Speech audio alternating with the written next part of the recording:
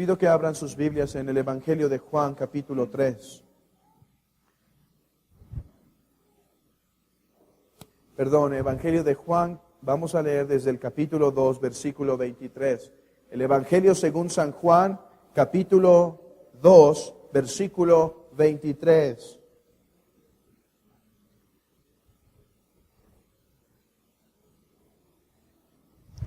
El Evangelio según San Juan, capítulo 2, versículo 23. Y vamos a leer hasta el capítulo 3, versículo 15. Puestos en pie para leer la Santa Escritura.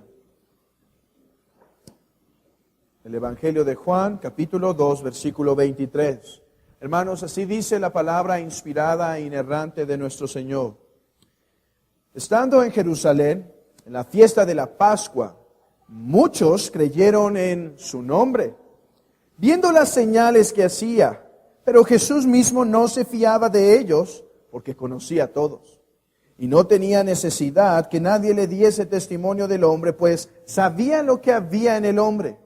Había un hombre de los fariseos que se llamaba Nicodemo, un principal entre los judíos. Este vino a Jesús de noche y dijo: Rabí, sabemos que has venido de Dios como maestro, porque nadie puede hacer estas señales que tú haces si no está Dios con él.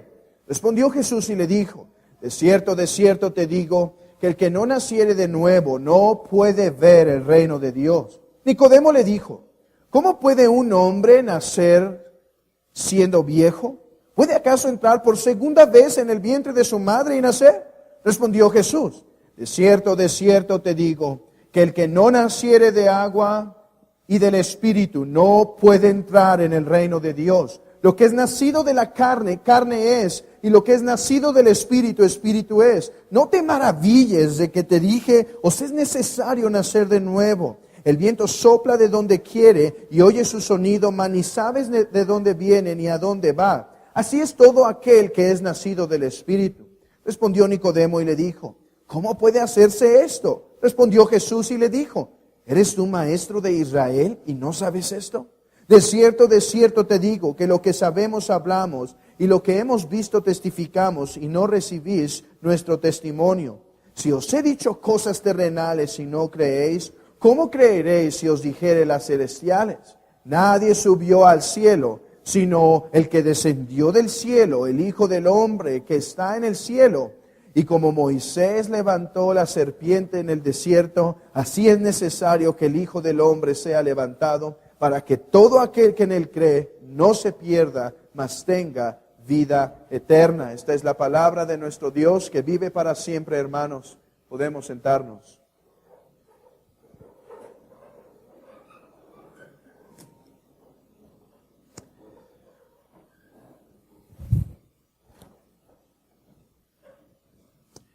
Este es uno de los textos más conocidos en el Evangelio de Juan.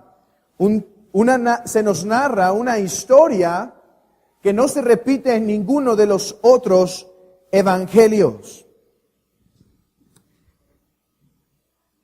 Jesús y Nicodemo.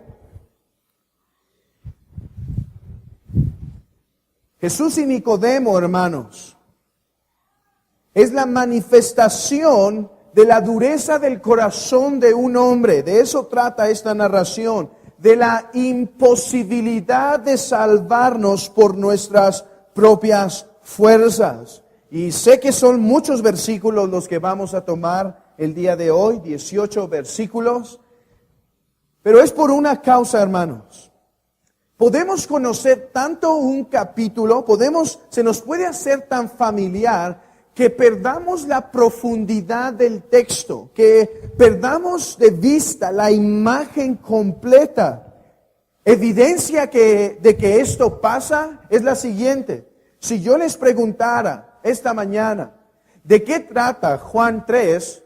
La mayoría de los que está aquí contestaría: el nuevo nacimiento. Pero hay un problema.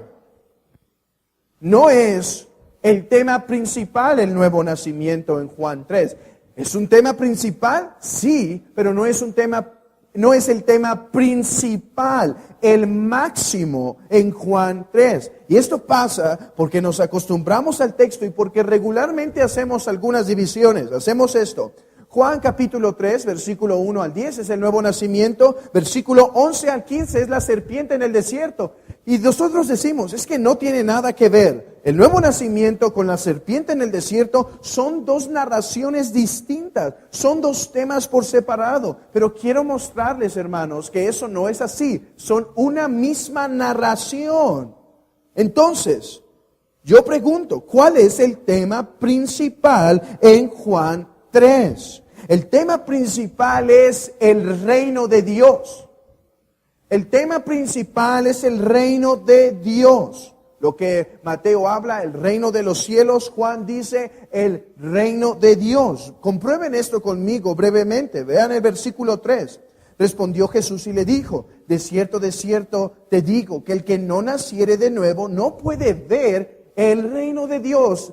¿Por qué es importante nacer de nuevo? ¿Por qué es importante nacer del Espíritu, nacer de arriba, nacer de agua y del Espíritu? Porque aparte de este nuevo nacimiento, no podemos ver el reino de Dios. Es el reino de Dios lo que está gobernando el discurso de nuestro Señor Jesucristo. Vean conmigo el versículo 5. Respondió Jesús, de cierto te digo, que el que no naciere de agua y del Espíritu, no puede entrar en el reino de Dios. Es el reino de Dios los que está moviendo este pensamiento. Una palabra clave. Vean el versículo 13. Nadie subió al cielo, sino el que descendió del cielo, el Hijo del Hombre que está en el cielo. Tú dirás, ¿dónde está el reino de Dios ahí? El Hijo del Hombre. El Señor está tomando un título que aparece en el libro de Daniel, donde el Hijo del Hombre desciende de las nubes, cuando estaba al lado del anciano de días, desciende de las nubes para inaugurar el reino de Dios. Y hay algo más. Este no será tan claro en el principio, pero espero sea suficientemente claro al final. La serpiente en el desierto. La serpiente en el desierto es acerca del reino de Dios. Y noten esto, los dos aparentes temas, el nuevo nacimiento y la serpiente en el desierto, tienen un mismo objetivo: la urgencia de entrar en el reino de Dios, la urgencia de que entremos al reino de Dios. Así que veamos esta exposición en dos divisiones principales: el reino de Dios y el nuevo nacimiento, y el reino de Dios y la serpiente en el desierto. Eso es acerca, todo es una narración completa. Y hay algo bueno de ver tantos versículos en una sola exposición. Vamos a ver la imagen. Miren, a veces lo que hacemos, a veces también yo lo hago, es que cortamos. Imagínate que alguien te enseña una foto y te da la mitad de la foto, te corta la mitad de la fotografía y puedes ver algo de eso. Pero tú dices, si la otra parte, para ver la imagen completa, me cortaste el paisaje, no puedo ver el paisaje bien y no se valora. Eso es lo que vamos a tratar de hacer esta mañana. Vamos a tratar de no cortar tanto el paisaje, sino poder ver bien el reino de Dios a la luz del nuevo nacimiento y a la luz de la serpiente en el desierto. Pero ¿dónde debemos comenzar? ¿Comenzamos en Juan 3? No, comenzamos en Juan 2. Si su Biblia es de las que tiene títulos, quizá hicieron una distinción, pusieron un título entre el versículo 25 del capítulo 2 y el versículo 1 del capítulo 3. Quizá hay varios títulos. Por ejemplo, Jesús conoce a todos los hombres, es el título del 2:23, y Jesús y Nicodemo es el título de Juan 3. Esos títulos a veces no nos ayudan tanto porque nos hacen separar las narraciones. Pero hay otra cosa. Nuestra Biblia tiene capítulos y dice que uno es capítulo 2 y otro es capítulo 3. Y eso también a veces afecta, porque hermanos, los capítulos y los versículos no son de inspiración tal cual. Esto fue agregado para facilitar y es muy bueno y muy útil y no propondría que tuviéramos Biblias sin capítulos y sin versículos. Es útil y es necesario, pero esto a veces nos hace perder la narrativa. Noten esto, el versículo 23 es el preámbulo, es esas música de antemano que se toca para después introducirnos al banquete. Dice en el versículo 23 del capítulo 2 que el Señor, estando en Jerusalén tiempo atrás, habló acerca de la destrucción del templo. En la fiesta de la Pascua, muchos creyeron en su nombre viendo las señales. Muchos estaban creyendo. Mira, Jesús, ¿cuántos están creyendo en ti? Mira, con esa conversión del agua y estas señales que has estado haciendo, están creyendo en ti. Pero hay algo importante. Y esto nos habla de un tipo de cristiano que puede existir y existe en toda iglesia. Existe en toda iglesia. Un tipo de cristiano que expresa su fe en Cristo, pero del cual Jesús tiene unas reservas. Nota esto, versículo 24. Pero Jesús mismo no se fiaba de ellos porque conocía a todos. En el texto griego se juega más con las palabras diciendo, y muchos creyeron en Jesús, pero Jesús no creía en ellos. Muchos creyeron en Jesús, Jesús no creía en ellos. ¿Por qué? Porque Él no tenía necesidad que le diesen testimonio a su corazón de los hombres, de la condición de los hombres. Él sabía que la fe de algunos era quizá una fe temporal, era quizá una fe conveniente. Tomo esto que me agrada de Jesús, pero lo demás no lo voy a tomar. Era una fe como la de la parábola del sembrador. Hubo una que cayó en tierra, pero la ahogaron los espinos. Juan nos introduce entonces con un tercer tipo de personas que existe en este mundo. ¿Cuál es el primer tipo de personas? El primer tipo de personas se nos describe en Juan capítulo 1. Dice que a lo suyo vino y los suyos no le recibieron. Hay un tipo de personas, quizá hay aquí este tipo de personas, que cuando escucha a Jesús lo aborrece, lo odia, le molesta.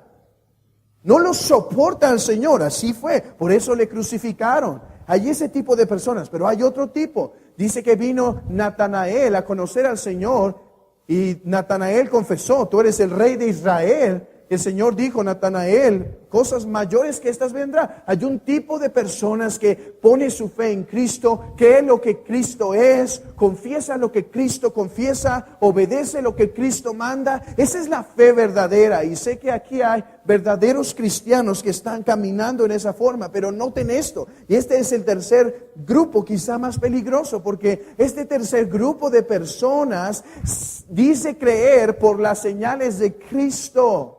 Dice creer por las señales de Cristo, pero Jesús conoce que el tipo de su fe no es genuina.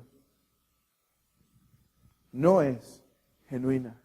Quizá va a ser de esos que empiezan con grandes fuegos, con grandes avivamientos personales y haciendo ayunos de días y oraciones largas para después irse apartando y alejándose al mundo. Eso es algo importante que debes saber, amigo. Si una vez tú hiciste cosas grandes en el cristianismo, pero hoy estás apartado de la fe y hoy no te importa el cristianismo, hoy no te entregas de una manera apropiada, no importa cuántas grandes cosas hiciste, si actualmente tu fe no está siendo entregada de manera completa al Señor, tu fe es falsa. Y quizá eres uno de estos del cual el Señor no se fió el día que dijiste creer.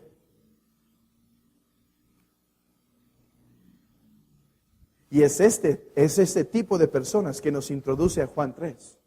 ¿Por qué? Vean el versículo 25. Y no tenía necesidad que le diesen testimonio del hombre, pues sabía lo que había en el hombre. Había un fariseo. ¿Sí? ¿Así dice el texto? ¿Pueden ver la hermosura de la forma poética que Juan está utilizando? Dice en el versículo 25, Y no tenía necesidad del Señor que nadie le diese testimonio del hombre, pues sabía lo que había en el hombre. Había un hombre de los fariseos. Hermanos, si Juan hubiera empezado diciendo, había un fariseo, hubiera estado bien. Hubiera estado bien porque no se perdería nada de la verdad. Pero Juan lo que nos está ayudando es conectando estos del versículo 23 al 25 del capítulo 2 con Nicodemo. Juan nos está diciendo que Nicodemo es uno de estos que expresó fe por ciertas obras del Señor, pero que su fe no era genuina, pero que su fe no era completa, pero que su fe no era entera, no era de la calidad divina. Era una fe producida por emociones quizá, era una fe producida por el espectáculo quizá, por los milagros, pero no era una fe entera, no era un completo descanso en lo que Cristo decía hacer. Es Nicodemo este tipo de hombres. Vean esto. No tenía necesidad que le diese testimonio del hombre, porque sabía lo que había en el hombre. Había un hombre de los fariseos. Juan dice, les voy a dar un ejemplo claro de quién es uno que aunque dice creer en Cristo, su fe es falsa. Su fe es falsa. Nicodemo, un hombre de los fariseos. Él se vuelve entonces un ejemplo de aquellos que creen, pero que Jesús no cree en ellos. Nicodemo creía estar dentro del reino de los cielos. Era un principal de los judíos. Era un hombre moral. Era un hombre religioso. Nosotros pensamos hoy en los fariseos e inmediatamente hacemos así, ¿no? Pero en ese tiempo los fariseos eran lo más amado de la sociedad. Eran lo más querido de la sociedad. Eran los más respetados. Este hombre era, además, versículo 10 nos dice que era un maestro, era un principal del pueblo de Israel. ¿Qué hombre nos ha sido presentado? ¿Qué hombre nos ha sido expuesto? Podríamos decir que si alguien, la gente pensaba que tenía el reino de los cielos asegurado, era Nicodemo. Eso decían, de hecho, de los fariseos, que si dos personas iban a entrar al cielo, uno era fariseo y el otro era un escriba. Así tanto los estimaban. Pero nota esto, Nicodemo no solo era un fariseo, era uno de los principales dentro del pueblo. Qué hombre moral, religioso, perteneciente al Sanedrín, al consejo gobernante, moralmente bueno, celoso, educado, respetuoso, nos es presentado. Nos es presentado un grande hombre. Un principal de los judíos. Este vino a Jesús de noche y dijo, Rabí. Algunos han interpretado, han dado varias razones por las cuales el texto puede decir que vino de noche. Algunos creen que solamente quiere decir que Nicodemo estaba en una condición espiritual de tinieblas. Y usan esto no sin razón, porque en el libro de Juan, en el capítulo 13, cuando el Señor le dice a Judas, anda, ve y haz lo que tienes que hacer cuando lo va a traicionar, dice la Escritura, y era de noche. Y dicen, eso estaba hablando también de la condición espiritual de Judas. Entonces cuando dice en Juan 3 que vino de noche, estaba diciendo que la condición de Nicodemo era que estaba en tinieblas. Otros han dicho, no, es que en ese tiempo las personas solo se podrían juntar a hablar teología en las noches. Todo el día trabajaban y en las noches iban a hablar teología, así que por eso vino de noche. Yo creo que va más allá. Yo creo que Nicodemo viene de noche porque está manifestando un fruto de qué significa tener una fe de la cual Cristo no cree. ¿Qué significa tener una fe de la cual Cristo no se fía? ¿Qué es tener una creencia de la cual Cristo no cree? ¿Cómo se manifiesta alguien que tiene una fe falsa? Nicodemo se ha convencido de ciertas cosas de Cristo, pero tiene que ir de noche, porque ¿sabes qué? Ama más su fama. ¿Sabe esto? Si Nicodemo se presentaba de día, iba a perder su fama. ¿Cómo que tú, principal de los judíos, estás creyendo que este carpintero que no tiene educación es el Mesías y que además está hablando en contra del templo? Tú, Nicodemo, estás fuera entonces. De hecho, leemos en el capítulo 9 y en otras instancias en el Evangelio de Juan que muchos judíos que se sorprendieron de los milagros de Cristo se decidieron apartar de él por miedo a los judíos. Muchos manifiestan ese tipo de fe de la cual entonces Cristo no se fía. El Señor no se fía, es una fe que viene a obscuras. Es una fe que se acerca al Señor a medias. ¿Cómo es que me entregar al Señor? ¿Cómo es que me he de entregar a Él? Si hago eso, la gente me va a tachar de religioso, de fanático. Mis amigos se van a alejar de mí. No podré disfrutar de las cosas de este mundo. No podré hacer todas estas cosas. Quizá tendré que hacer estos movimientos en mi vida. Me van a decir aleluya. Es una fe que viene de noche. Como ya no podré hacer mis negocios sucios, mis negocios chuecos, mis sobornos, mis amistades, tendré que cortar con ciertas cosas. Entonces dice, pero yo estoy convencido que Jesús es más que un maestro. Así que voy a estar un poco con Él, pero voy a venir de noche. Amigo que estás aquí,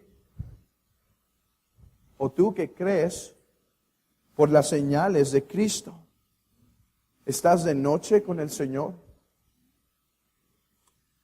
¿Te has acercado a obscuras, dejando ciertas cosas, metiendo ciertas cosas a los bolsos sin querer dejar para acercarte al Señor? ¿O has venido y te has desnudado completamente diciendo, Señor, aquí estoy?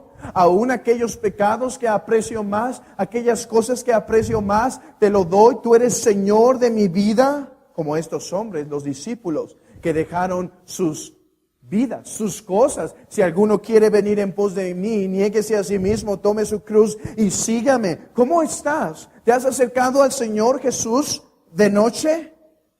¿O has venido a plena luz del día? Algunos creen que Nicodemo se convirtió. Yo hasta ahorita soy de ellos, de los que creen que se convirtió. Pero hay otros muchos que creen que nunca se convirtió, a pesar de que fue a pedir el cuerpo del Señor al gobernador.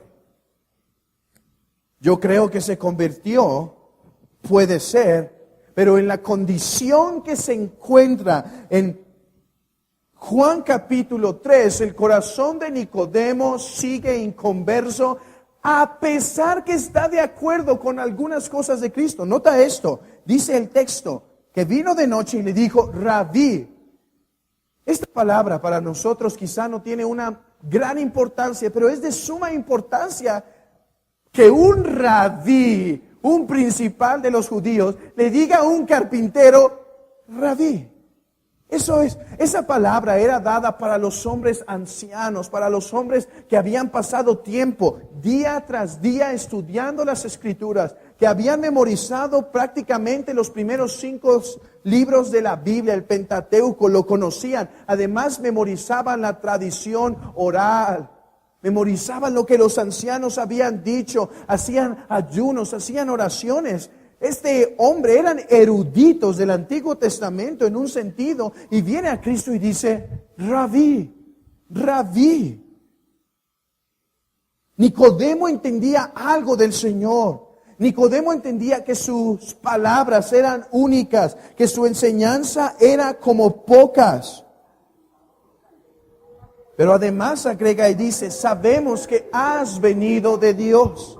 Sabemos que has venido de Dios como maestro, porque nadie puede hacer estas señales si Dios no está con él. Eso fue grandioso. Es una confesión muy buena. ¿Sabes por qué? Porque algunos dijeron a Jesús que había hecho los milagros por el poder de Belcebú. Entonces este fariseo principal de los judíos dice que Jesucristo es un rabí, un maestro, pero que además reconoce que proviene de Dios. Jesús, entiendo que tu poder no es poder de Belcebú, proviene de Dios mismo. Vean cuánta aceptación. Algunos dirían, no, era cristiano. Le habla rabí, le habla con respeto. Esto nos enseña algo de nuestra condición espiritual. Si tú aceptas ciertas verdades del cristianismo, eso no significa nada. Tú puedes aceptar que Dios creó el mundo por su poder y que no venimos del chango.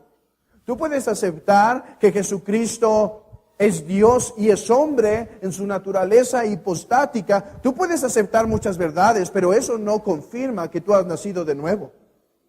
Eso no confirma que tú estás en el reino de Dios. Es más, tú puedes saber que la idolatría está mal, que los testigos de Jehová están mal, que los mormones están mal, que el cristianismo es la religión verdadera y no haber nacido de nuevo. Tú puedes estar en seminarios, puedes salir de los mejores seminarios reformados y sin embargo no haber nacido de nuevo y sin embargo no haber entrado al reino de Dios. Espantoso, espantoso. Así que Nicodemo es como si se acercara al Señor y le dice, grande maestro, doctor, teólogo, en verdad, Dios está a tu lado. Todo lo que haces, todo lo que enseñas, estoy sorprendido. Muéstranos más, rabí, que vienes de parte de Dios.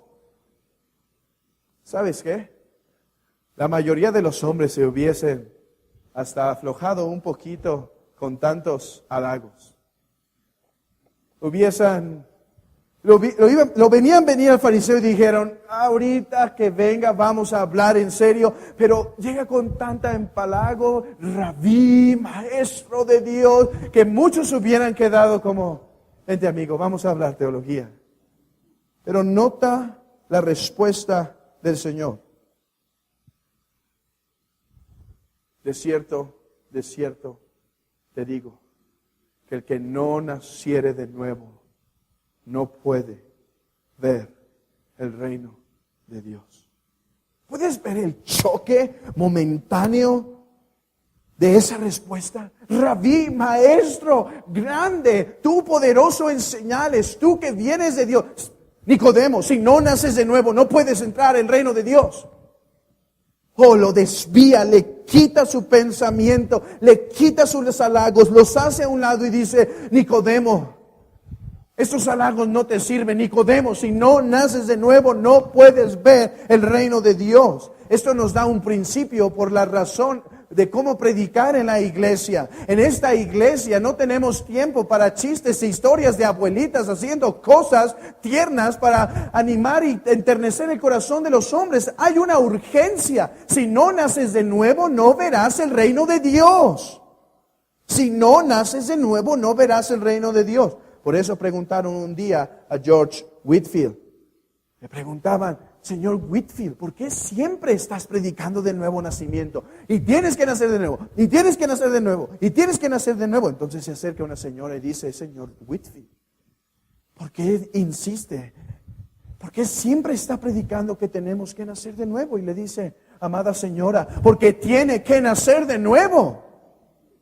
Y esa es la condición de todo hombre. Miren las palabras que el Señor usa. Solo se usan en el Evangelio de Juan 2 veces. Se usan en otros evangelios, pero solo una vez. De cierto te digo. Pero en Juan se usan 2 veces. De cierto te digo. Dice a Nicodemo, Nicodemo, ponte solemne. Escucha lo que voy a decir. No me empalagues con tu salamería. Escucha esto. Nicodemo. Estas palabras, de cierto os digo, tienen un énfasis solemne. Nicodemo, atención, Nicodemo. Si no naces de nuevo, no podrás ver el reino de Dios. ¿Puedes imaginar esta verdad para el fariseo Nicodemo?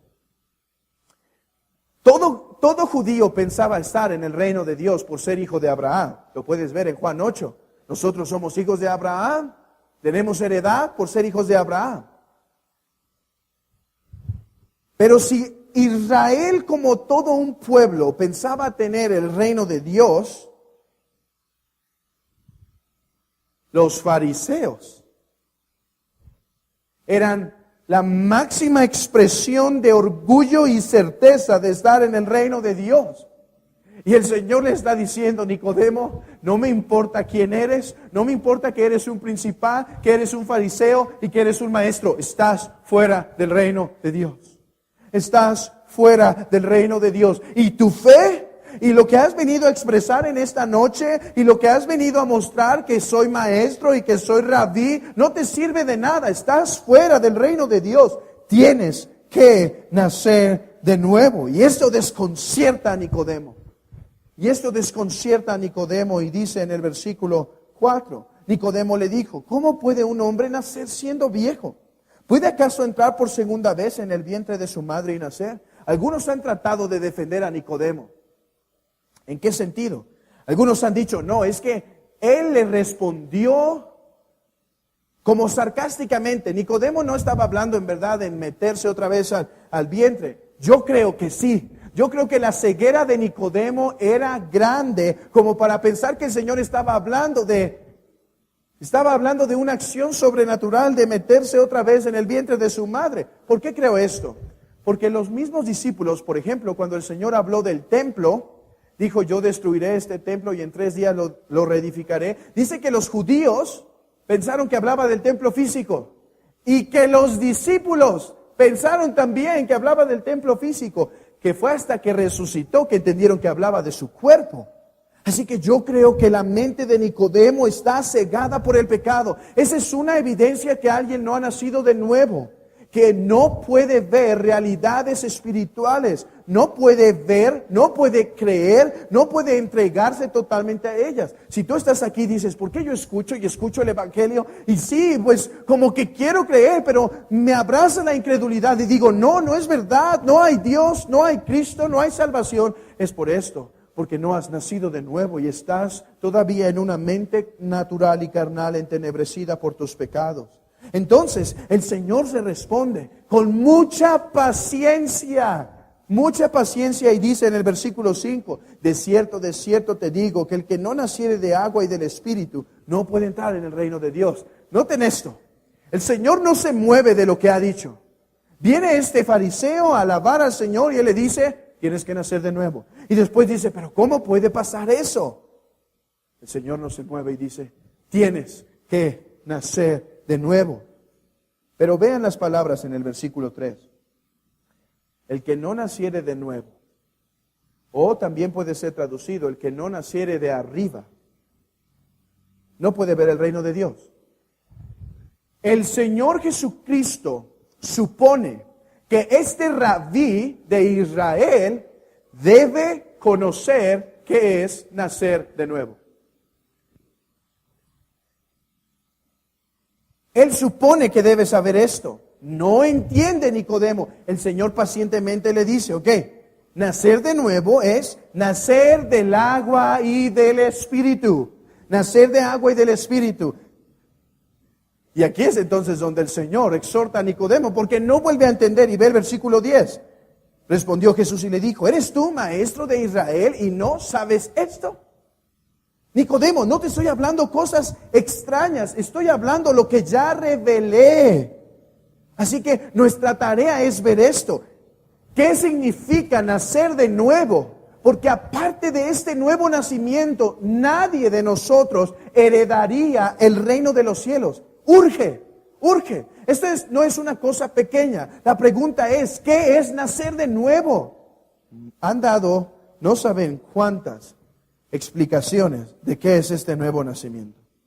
Algunos han dicho que nacer de agua es el bautismo y del Espíritu es la gracia. Entonces el bautismo es el bautismo que regenera. Los católicos creen eso. Si tú fuiste bautizado de bebé, fuiste supuestamente en la teología de ellos regenerado. Naciste de nuevo y ahora puedes vivir una vida santa y ganar tu salvación por medio de tu santificación. Eso es contrario porque el texto dice que el viento sopla de donde quiera y nadie oye su sonido. Y oye su sonido, mas no sabes ni a dónde va ni de dónde es. El nacimiento de nuevo no es algo que puede el hombre manipular. El nuevo nacimiento es un nacimiento soberano que pasa por el decreto de Dios. Que así como Dios dijo, sea la luz en el principio, así Él dice en el corazón del hombre caído, sea la luz, que nazca de nuevo. O como aquella mujer que estaba en Ezequiel 16, tirado en el desierto, y Él dice, vive, a ti te digo que vivas.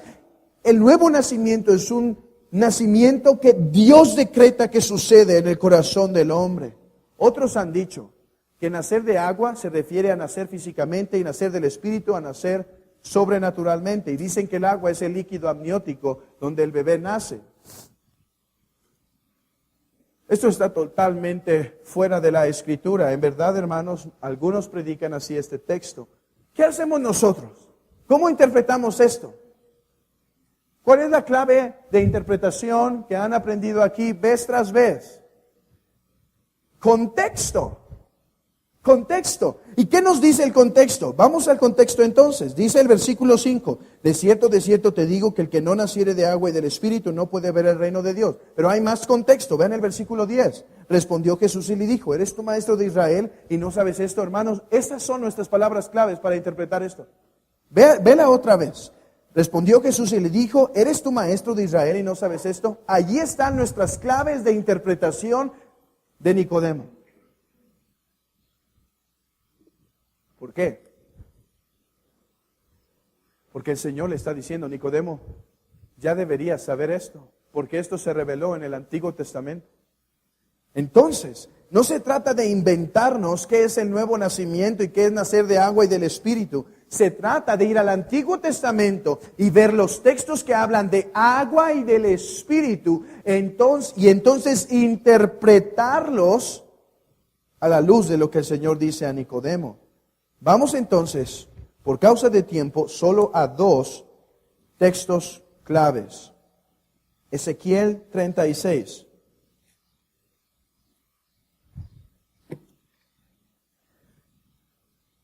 Yo sé que muchos conocen este texto. Es el texto donde dice, y los limpiaré de sus ídolos, y pondré mi espíritu, y quitaré el corazón de piedra, y pondré un corazón de carne. ¿Cierto? Abran su Biblia entonces en Ezequiel 36, y ahora pónganme atención aquí, porque hermanos, cuando nos acostumbramos nuevamente a un versículo y lo citamos siempre como versículo prueba, como hacemos nuevo nacimiento, Ezequiel 36, perdemos el contexto de lo que Ezequiel estaba hablando. Vean la hermosura de este texto. Dice en el versículo 25, esparciré sobre vosotros agua limpia. Esparciré sobre vosotros agua limpia. Ezequiel no está inventándose algo que decirle al pueblo. Este pueblo está siendo a punto de ser llevado en cautiverio. Está la gloria del Señor. Algunos ya se fueron, algunos ya fueron llevados en cautiverio. Y Ezequiel está llamado a dar esta promesa al pueblo. Ezequiel está basándose en el libro del Pentateuco, los 5 libros de la Biblia, y está diciendo estas profecías. Hermanos, ¿dónde se habla en la Biblia de esparcir agua? En el Pentateuco se nos dice algo interesante del tabernáculo. El tabernáculo estaba puesto en medio de las 12 tribus, ¿recuerdan? Y las 12 tribus se acomodaban alrededor del tabernáculo. Pero había un perímetro que si tú pasabas más allá de esas tiendas, de ese perímetro, tú te hacías inmundo. ¿Por qué? Porque la gloria del Señor estaba en el tabernáculo. Así que Él santificaba, hacía santo todo ese lugar porque su gloria estaba allí. Así como la zarza, ¿recuerdan? La zarza estaba ardiendo. ¿Y qué dice el Señor a Moisés? Moisés, quita el calzado de tus pies, porque la tierra que pisas, tierra santa es, hermanos. La tierra no tenía polvo de diamantes o polvo de oro, era tierra. Pero porque Dios había descendido ahí, se santificaba y se hacía algo santo que no podía ser tratado como común. De la misma manera el Señor enseñó al pueblo de Israel: mi tabernáculo es este y yo santifico todas este lugar. Pero si tú pasas, te metes a la tierra inmunda. ¿Qué tenía que hacer cuando alguien pasaba a esa tierra inmunda e iba a regresar? Tenía que llamar al sacerdote y le tenía que esparcir agua para limpiarlo.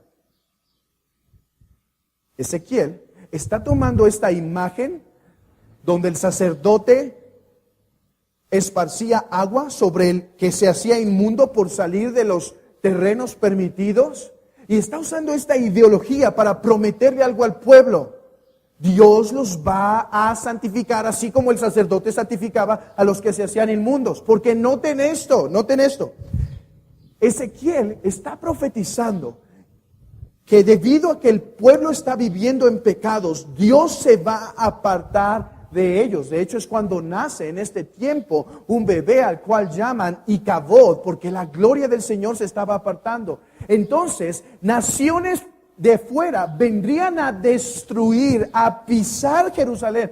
Eso no podía pasar si la gloria del Señor permanecía, porque Dios iba a defender su gloria. Pero como la gloria del Señor se aparta, esa tierra se hace inmunda y puede ser destruida. Y el pueblo de Israel sería llevado en cautiverio a tierras inmundas. Entonces, el Señor le está prometiendo. Vean el versículo 24. Y yo os tomaré de las naciones. Así como antes salía alguien del espacio del perímetro y se hacía inmundo y era traído nuevamente y santificado, dice: así yo, de las naciones paganas, yo los voy a traer y os recogeré de toda la tierra. Así como un tiempo estaba el tabernáculo y estaba mi pueblo, así yo los traeré a vosotros. Entonces dice: esparciré sobre vosotros agua limpia y seréis limpiados de vuestras mundicias. Pero aquí hay algo más grande, aquí hay algo mejor. Ese hombre que salía del perímetro donde estaba el tabernáculo y se hacía inmundo, para regresar era santificado. Pero sabes, esta agua era simplemente externa, era una ceremonia, era una cosa que enseñaba al pueblo la santidad de Dios.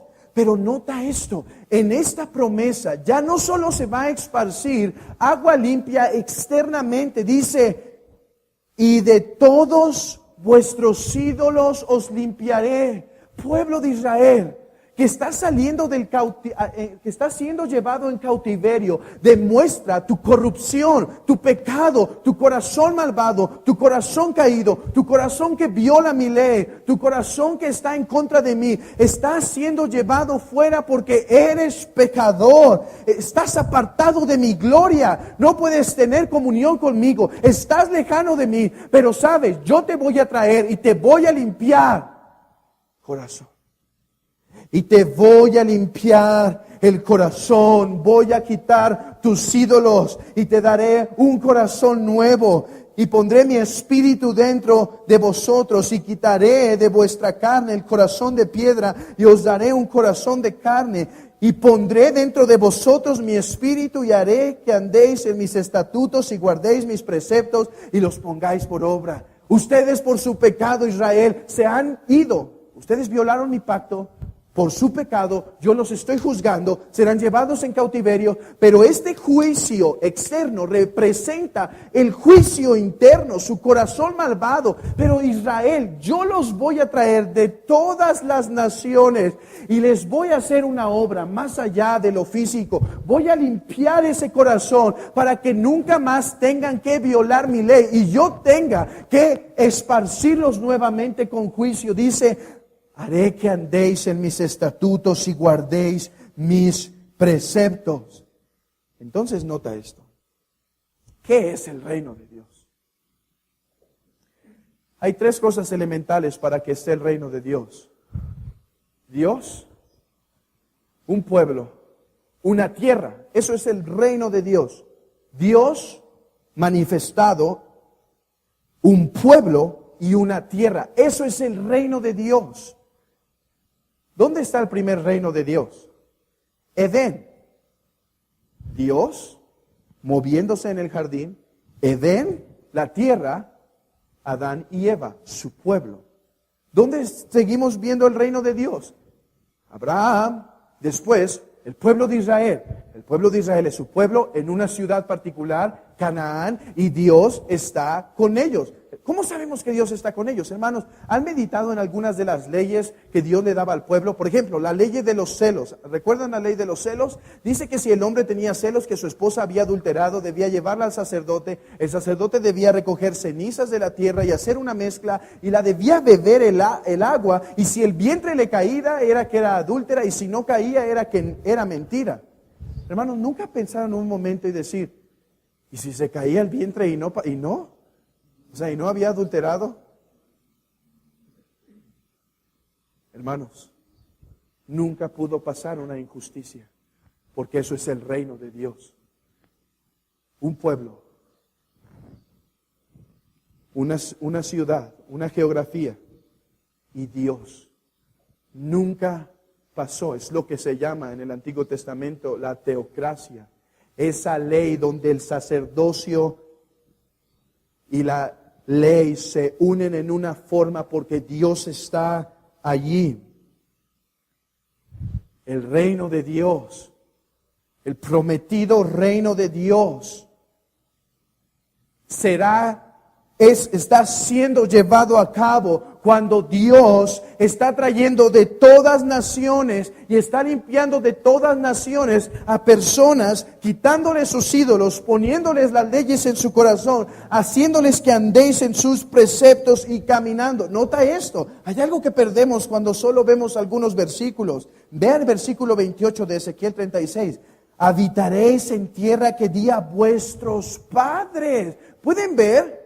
Ustedes van a ser llevados fuera de mi reino, pero yo los traeré a mi reino y habitaréis en mi tierra. Esta es la conexión entre el reino de Dios y el nuevo nacimiento. No puedes entrar al reino de Dios, no podemos entrar al reino de Dios con un corazón corrupto, con un corazón que aborrece su ley, porque el reino de Dios es acerca de su ley, es acerca de Dios. Y naturalmente tú y yo, amigo, tú y yo naturalmente aborrecemos a Dios, aborrecemos su ley. Tú dirás, yo no aborrezco a Dios, estás exagerando. Entonces, ¿por qué no guardas sus mandamientos? Mira, con Dios no podemos ser neutral. Tú puedes venir a la iglesia o a ir a la escuela o ir al trabajo y decir, mira, esta persona ni me cae ni bien ni mal, simplemente está ahí. Con Dios no puedes decir que quizá no lo amas, pero tampoco lo odias. No, si no lo amas, lo aborreces. ¿Por qué? Porque Él es tu creador. Él te dio una forma como vivir. Él te dio leyes, Él te dio mandamientos. Y tú en cada uno de ellos, si no estás en su reino, en cada uno de ellos dices, no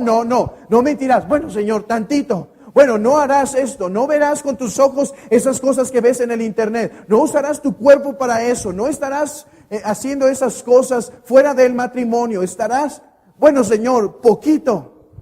En ese mismo momento manifiestas que tu corazón no es mejor que el de un ateo que levanta su puño contra el cielo y dice, tú no reinarás aquí.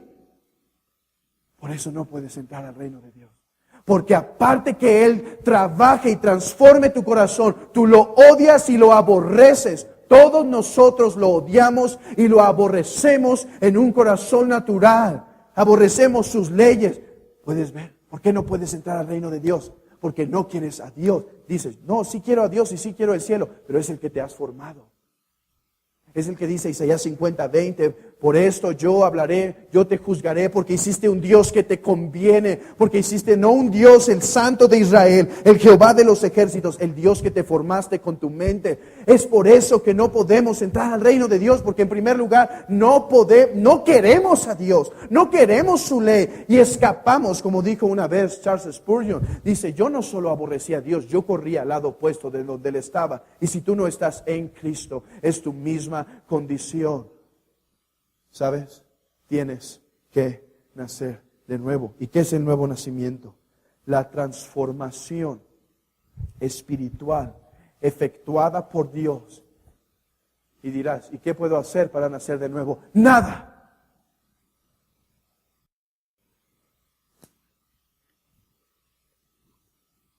Nada.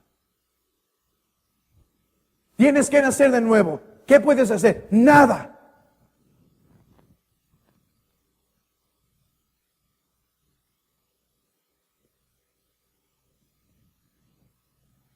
Vamos a Ezequiel 37 para ver esto nuevamente. Versículo 5. Pongámonos en contexto nuevamente. ¿Qué es Ezequiel 37? El valle de los huesos secos y secos en gran manera. Y el Señor dice, ese es el pueblo de Israel que está siendo dispersado. Están secos, no aman mi ley, me aborrecen. Están muertos y muertos en gran manera. Dice, pero yo voy a hacer un día un gran milagro. Traeré y juntaré esos huesos secos de todo lugar y los reuniré y se unirán en sus coyunturas y yo les daré y les pondré carne y tendrán piel. Y miren versículo 5, así ha dicho Jehová el Señor a estos huesos secos, he aquí yo hago entrar mi espíritu dentro de vosotros y viviréis. Versículo 14, y pondré mi espíritu en vosotros y viviréis. Y os haré reposar sobre vuestra tierra, y sabréis que yo, Jehová, hablé, lo hice, dice Jehová. ¿Puedes ver otra vez la relación entre recibir el Espíritu Santo, recibir ese corazón nuevo, recibir ese corazón que ama a Dios, que ama su ley y el reino de Dios? Aparte de esta obra en el corazón, no entrarás en el reino de Dios.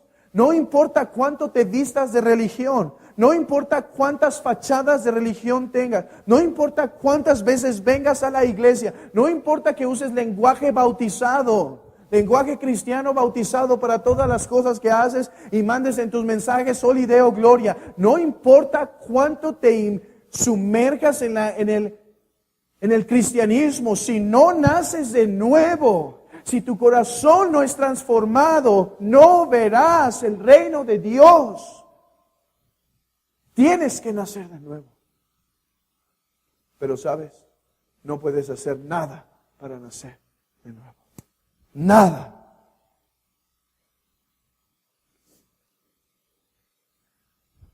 Hermanos, la cabeza de Nicodemo para este tiempo está empezando a calentarse. Vean versículo 6. Lo que es nacido de la carne, carne es, y lo que es nacido del Espíritu, Espíritu es. Por más esfuerzos que hagas en la carne, todo resultará en la carne. Es la obra del Espíritu lo único que puede hacer el nuevo nacimiento. Y el Señor, yo creo que el Señor está viendo la cara de Nicodemo cuando dice esto y dice, no te maravilles de que te he dicho, os es necesario nacer de nuevo. Nicodemo, ¿cómo estás sorprendido? El viento sopla de donde quiere y oye su sonido, mas ni sabes de dónde viene ni a dónde va. Así es todo aquel que es nacido del Espíritu. Así es todo aquel. Oh, hermanos, bendito día. Yo sé que no podemos tener, quizá no tenemos precisión el día que esto pasó, pero ese día que íbamos a la iglesia y nos empezamos a convencer del cristianismo y escuchábamos, pero todavía amábamos el pecado, sí, y respetábamos la religión cristiana, pero amábamos nuestro pecado y regresábamos a la escuela con nuestros amigos en pecado y a nuestros vicios y a nuestras cosas, pero de repente ese Cristo que tanto tiempo escuchamos se volvió hermoso, cambió nuestro corazón, su ley, nos dio dolor de no guardarla, nos dio dio deseo de ponernos a su servicio, nos dio deseo de someternos a Él. Y ese es nuestro corazón actualmente, no de hombres perfectos, de hombres con muchas fallas, pero que quieren amar a Dios, quieren conocer a Dios y quieren hacer su voluntad. Ahora permíteme preguntar, ¿has nacido de nuevo? ¿Hay este espíritu en tu corazón, este nuevo corazón de andar en su ley, de conocerlo a Él, de someterte a su señorío? ¿Has nacido de nuevo? No te estoy preguntando si vienes a la iglesia, no te estoy preguntando si vienes a una iglesia reformada, no te estoy preguntando si estás en contra del decisionismo. Te estoy preguntando, ¿has nacido de nuevo? ¿Tu corazón tiene nuevos afectos? Afectos que estaban muertos de otra manera, pero ahora han sido encendidos. ¿Has nacido de nuevo?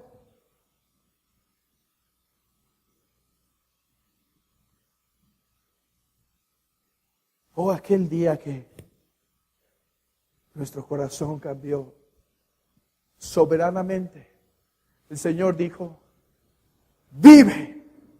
Tú que estás muerto en tus pecados, te digo, vive. Bendito día. Pero Nicodemo sigue confundido. Respondió Nicodemo y dijo en el versículo 9, ¿cómo puede hacerse esto?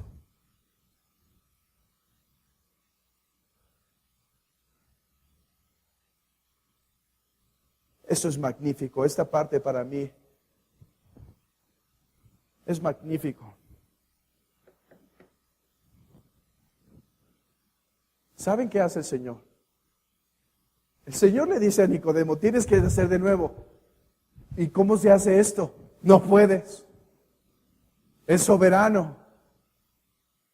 Y entonces dice, ¿pero qué? ¿Qué hago? El Señor, a partir del versículo 11, deja de profundizar en el tema de la regeneración y le habla de la serpiente en el desierto. ¿Sabes para qué? Para entrar en el reino de Dios. Le dice Nicodemo, eso es soberano. Esto no puede ser producido por el hombre. El nuevo nacimiento es soberano. Pero Nicodemo, vean conmigo, versículo 13.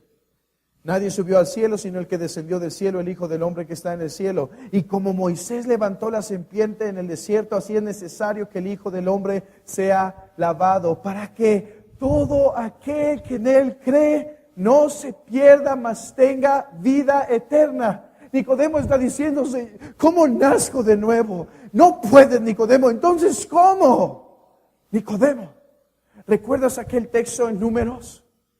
¿Recuerdas cómo el Señor levantó la serpiente? Moisés levantó la serpiente en el desierto. Así yo, el Hijo del Hombre, vengo a inaugurar este reino para que cuando sea levantado en ese sacrificio, crean y entres al reino de los cielos.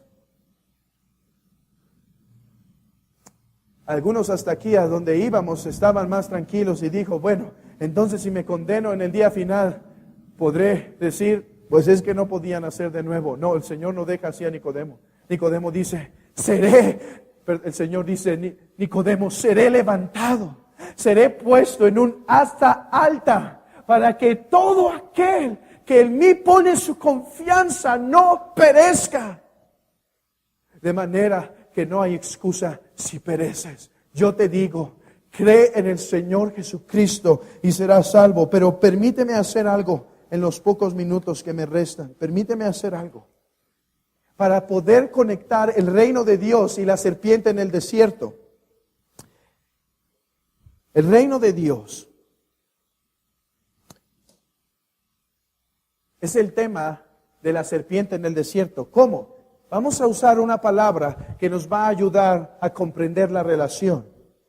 Cuando Moisés está clamando a Dios, ¿por qué está clamando Moisés a Dios en Números? Está clamando porque el pueblo otra vez murmuró, ¿recuerdan? Se estaba quejando otra vez contra el Señor. Y el Señor les mandó un juicio. ¿Qué les mandó? Serpientes ardientes que en cuanto los mordían, caían al instante. Entonces el pueblo dice, Moisés, nos consume este juicio, por favor, pide a Dios que nos ayude. Entonces Moisés va y dice, Señor, ¿qué haremos? El pueblo está muriendo.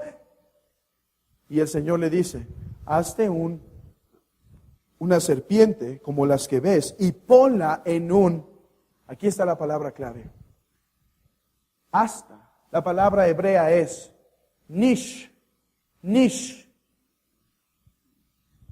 Un asta, pon la serpiente en un nish. ¿Por qué es importante esta palabra?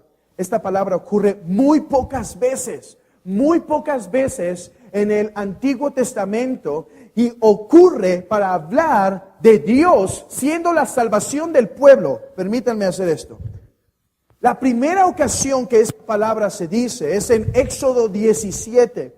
En Éxodo 17 Moisés está peleando una batalla con Amalek. ¿Y cómo vencen esa vez? ¿Recuerdan? Le ayudan a sostener las manos, porque cuando bajaba las manos el pueblo empezaba a perder. Entonces subían las manos y vencían. Es la primera vez donde Moisés dice, Jehová Nisi.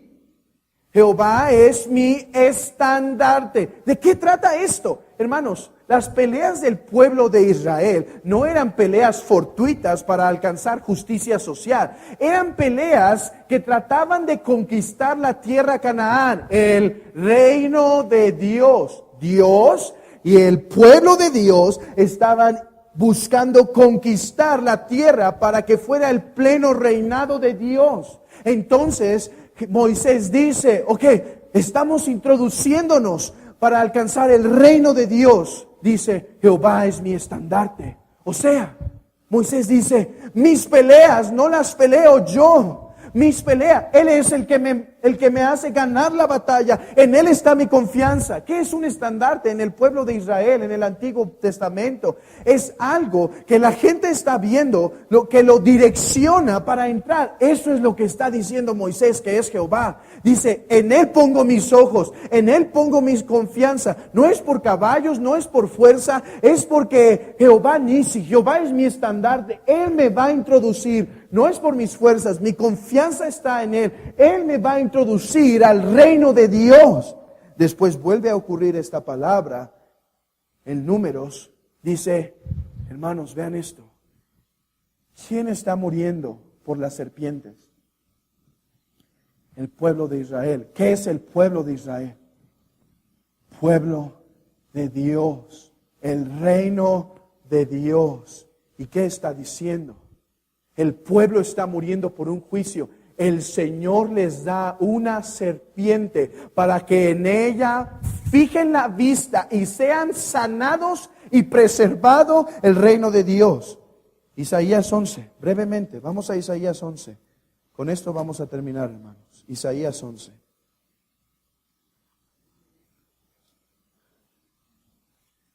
Versículo 12. Isaías 11:12.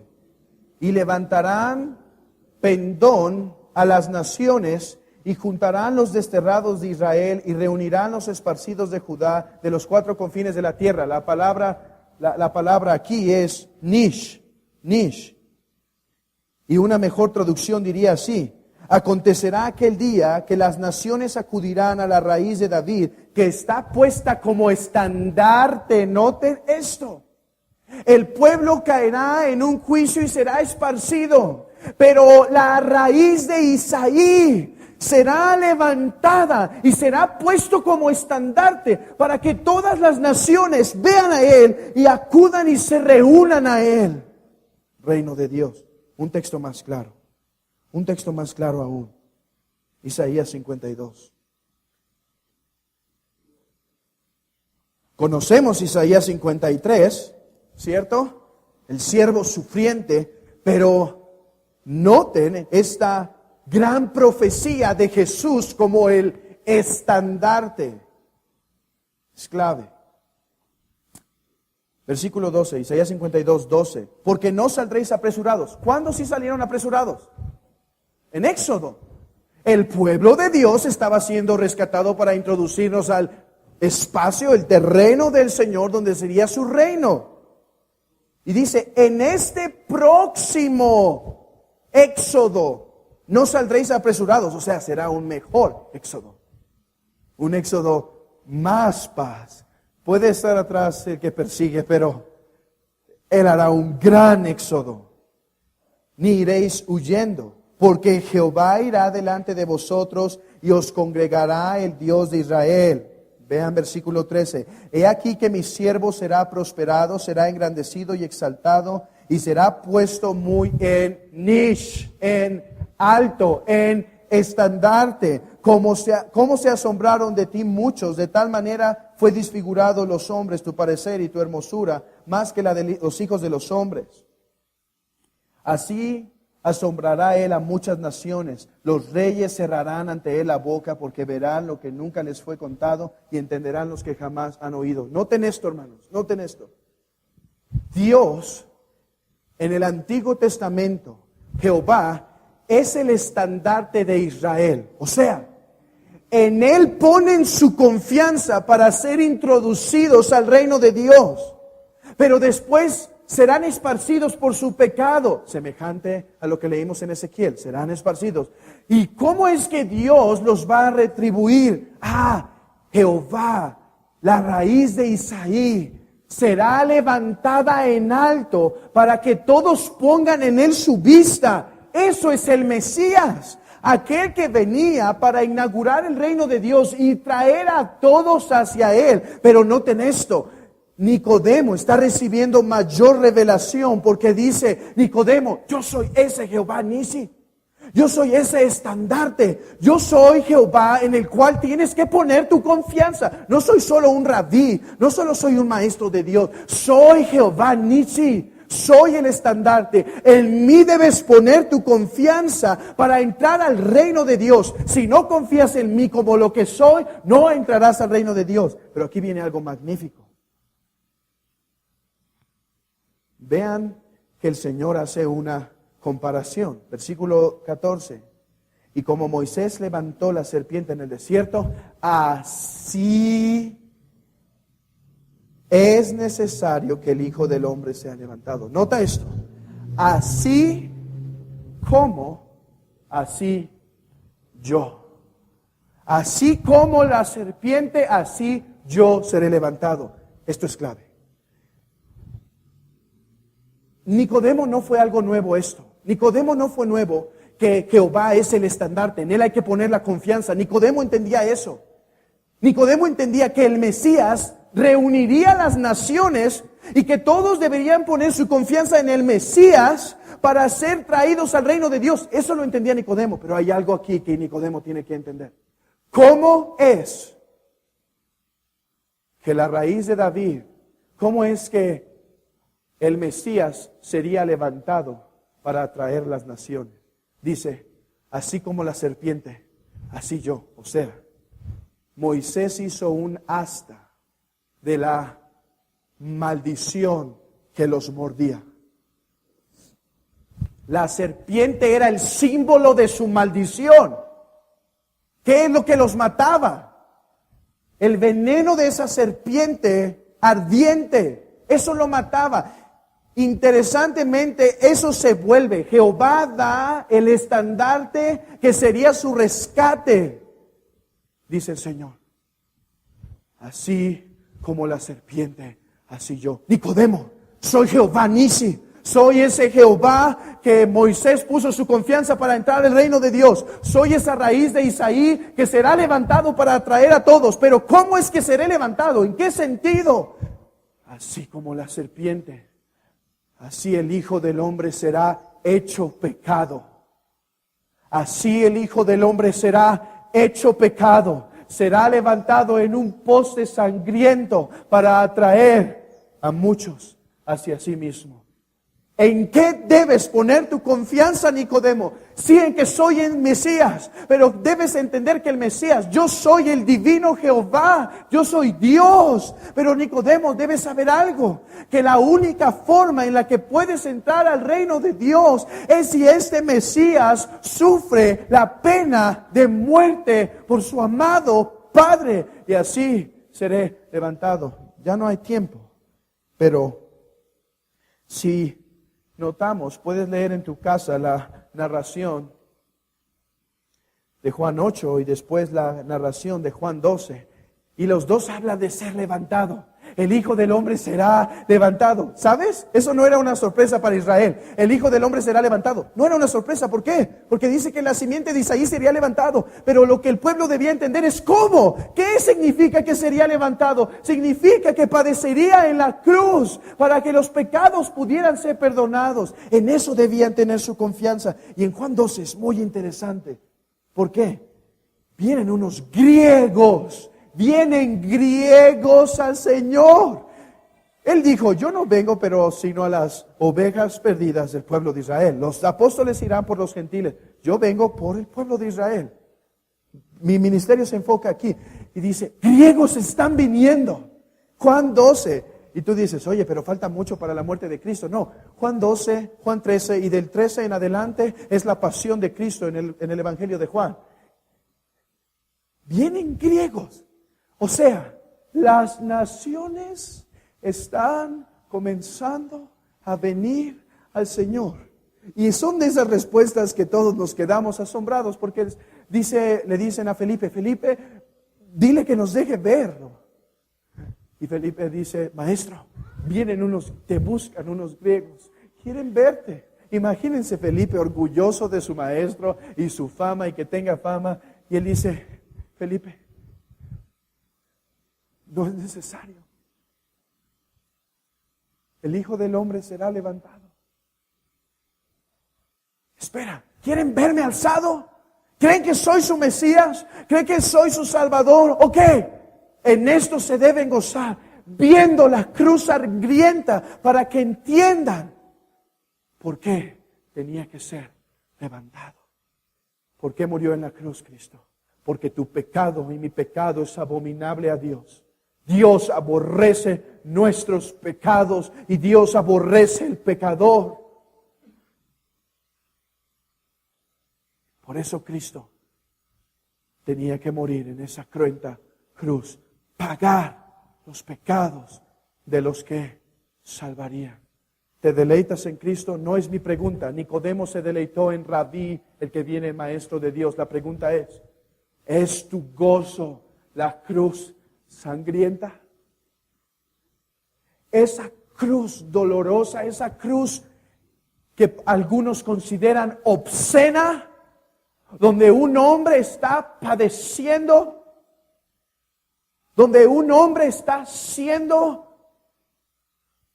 torturado en última instancia, no por los romanos, pero su propio padre lo está juzgando, lo está aplastando, le está derramando su ira eterna, su ira furiosa sobre su hijo y lo está consumiendo. ¿Es esa tu confianza? Mi pregunta no es si es Cristo, si es Jesús tu confianza. Mi pregunta ¿es la cruz de Cristo tu confianza? Muchos liberales aman las enseñanzas de Jesús. Mi pregunta ¿es la cruz tortuosa en lo que te gozas o dices, ¿cómo tanto? ¿Cómo que murió por mí ni que fuera tan malo? Si eso es lo que dices, no puedes ver el reino de Dios.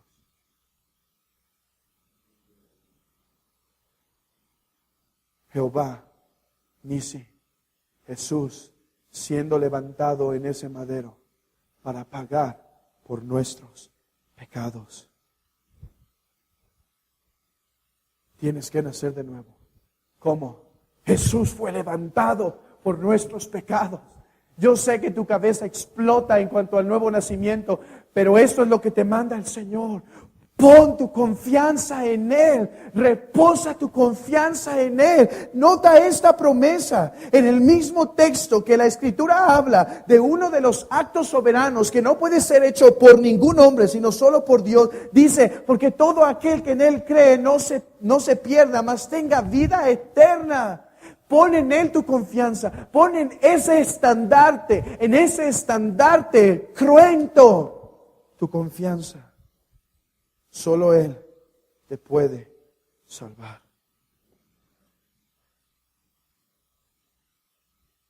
Hermanos, la gloria de la iglesia es la cruz de Cristo. No dejemos de gloriarnos en esta iglesia, como dijo el apóstol Pablo, mi gloria es la cruz. Hermanos, no sé qué tienes, no sé cuánto has aprendido, no sé cuán excelente eres, no me importa. Que tu cruz, que la cruz de Cristo sea tu gloria y en ella sea en la que te gozas todos los días de tu vida. Tú y yo somos gusanos, basura, estiércol de este mundo, pero salvados por gracia, por la cruz de Cristo. No me importa quién eres, eres igual de miserable que todos los pecadores de este mundo. Solo en Cristo está nuestra gloria, hermanos. Esta es una fuerte motivación para amar a nuestros hermanos, sabiendo que no somos nada, sino que somos pecadores y que todos nos debemos el mismo amor. No como algunos dicen, oye, aquel por el cual Cristo murió, ¿tú desprecias? Eso es humanismo. Cristo no lo murió por él porque era digno, murió porque era indigno. La cosa es que si murió por él, le debemos respeto y le debemos amor. Hermanos, si has nacido de nuevo, ¿cómo estás caminando con el Señor? ¿Cómo está tu vida espiritual? ¿Estás fomentando, estás regando esa semilla que se ha plantado? ¿O las cosas de este mundo la están ahogando?